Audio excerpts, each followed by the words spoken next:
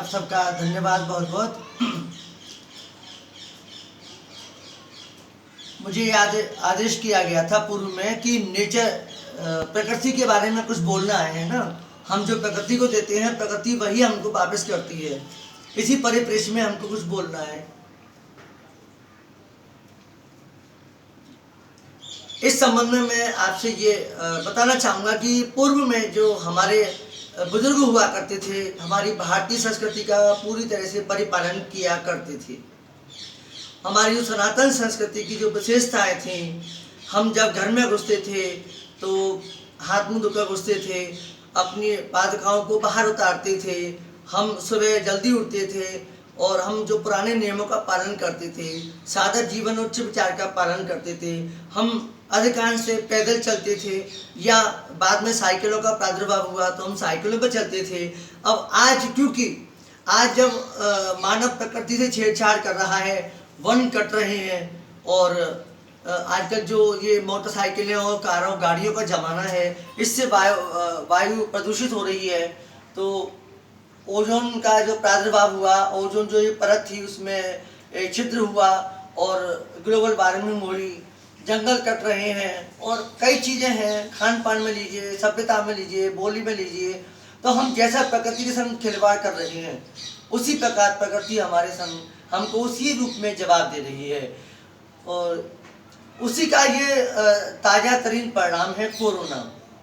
वरना हमारी संस्कृति में कोरोना जैसी बीमारियों को कोई प्रादुर्भाव नहीं था। छोटी मोटी बीमारी आती थी और चली जाती थी, वो दोबारा नहीं पनपती थी। वर्ष में एक आध बार आ गई सो आ गई।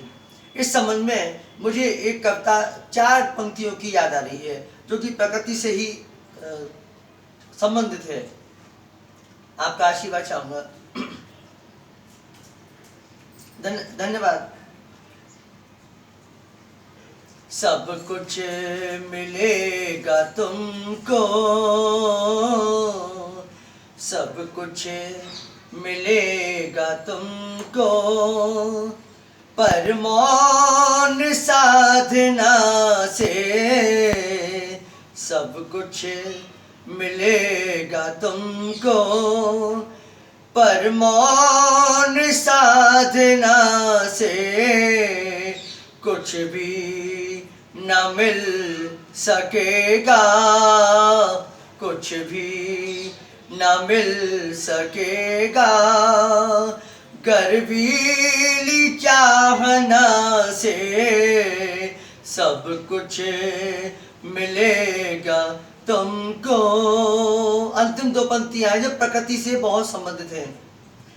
धरती भी चुप रही है, अंबर भी चुप रहा है, धरती भी चुप रही है, अंबर भी चुप रहा है जी। क्योंकि वो धरती भी शांत और अंबर भी शांत, ये तो केवल एक मानव मात्र है जो कि प्रकृति से खिलवाड़ कर रहा है, प्रकृति में कोलाहल उत्पन्न कर रहा है बेबात का।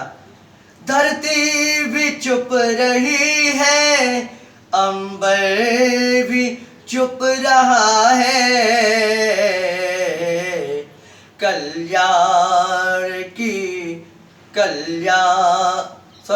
प्रकृति भी खुश रहेगी, ये प्रकृति खुश रहेगी। कल्याण कामना से ये प्रकृति खुश रहेगी, कल्याण कामना से सब कुछ मिलेगा तुमको, पर मौन साधना से सब कुछ मिलेगा तुमको। अतः मानव मात्र को वही पुरानी चीज़ों को अपनाना चाहिए, वही अपनी मिट्टी से जुड़ना चाहिए। हमारी जो संस्कृति है उसमें हम जो नियमों का पालन करते थे, हम अपने धर्म का पालन करते थे, हम अपने पूर्वजों का, हम अपने बुजुर्गों का सम्मान करते थे, तो धर्म भी बचा रहता है और वातावरण शुद्ध हो जाता है। इसमें कोई कोरोना नहीं, कोई बीमारी का कोई स्थान नहीं होगा। धन्यवाद। जय हिंद, जय भारत।